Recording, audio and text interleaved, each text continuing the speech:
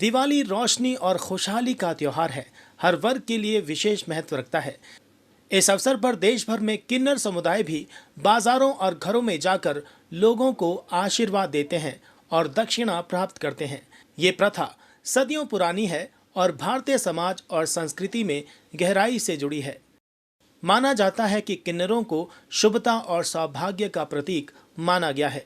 पौराणिक कथाओं में उल्लेख है कि भगवान राम के 14 साल के वनवास से लौटने पर अयोध्या में लोग उनका स्वागत करने के लिए एकत्र हुए थे।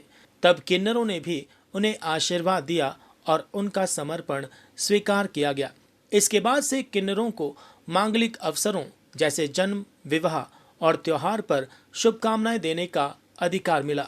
दिवाली जैसे पर्व पर जब लोग लक्ष्मी पूजन कर धन धान्य की कामना करते हैं तो किन्नर समुदाय का आगमन शुभ संकेत माना जाता है।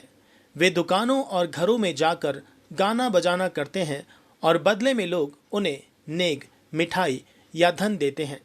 उनके द्वारा दिया गया आशीर्वाद लक्ष्मी कृपा को बढ़ाता है और परिवार में खुशहाली लाता है। श्री साधन धर्म मंदिर बीसी बाजार। किन्नरों को जब दिवाली के समय किन्नर आते हैं तो इनको दान जरूर देना चाहिए, क्योंकि इनका दान देने से, पैसा देने से बहुत जो है फल की प्राप्ति होती है। वैसे रामचंद्र जी भी जब वनवास से आए तो उस समय बड़ा भारी उत्सव मनाया गया और किन्नर समाज ने भी आकर उनका स्वागत किया और भगवान ने भी उनको दान दिया और तब से ये परंपरा चली आ रही है। और वैसे भी यदि किसी का बुध बहुत ज़्यादा खराब हो तो किन्नरों को दान जो है ज़रूर देना चाहिए, किन्नरों का आशीर्वाद लेना चाहिए।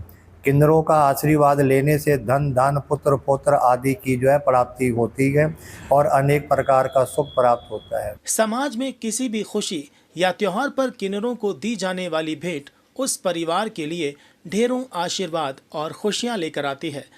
कि अपनी शिवानी गुर्जर गद्दी नसीन समाज सेविका अम्बाला कैंट केसरी वाली, जो कि मेरा हल्का केसरी में भी और अम्बाला कैंट में भी इंदिरा गुरु के देख के बाद मुझे गद्दी मिल गई थी रामबाग रोड की।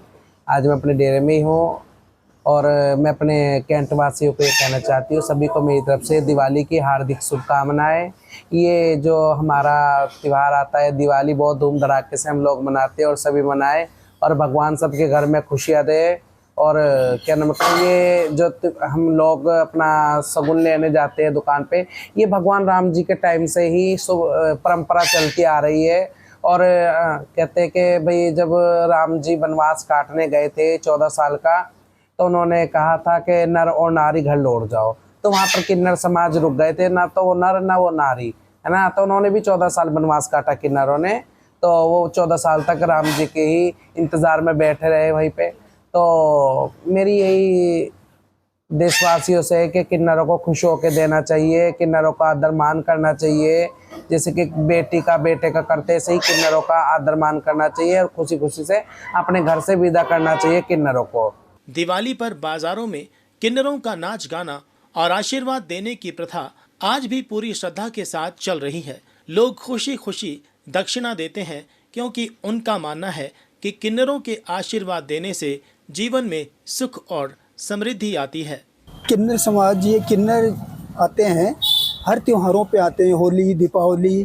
तो ये भगवान रामचंद्र जी जब वनवास से वापस आए थे अपने अयोध्या जी में, तो हम इनको शुभ मानते हैं। ये नाचते हैं, गाते हैं, खुशियाँ मनाने के लिए हर दुकानों पे, हर पर घरों में खुशी मांगने के लिए आते हैं और हम इनको खुशी से अपना योगदान देते हैं। इनको होती है, सबको इनको देते हैं।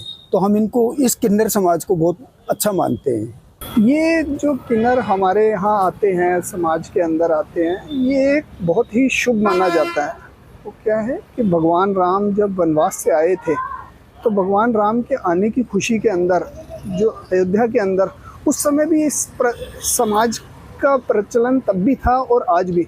ये अपनी खुशी को जाहिर करते हुए, नाचते गाते हुए, घूमते फिरते हुए हर दुकान पे क्या नाम है, अपनी खुशी मांगने के लिए आते हैं, जो कि दक्षिणा स्वरूप होता है।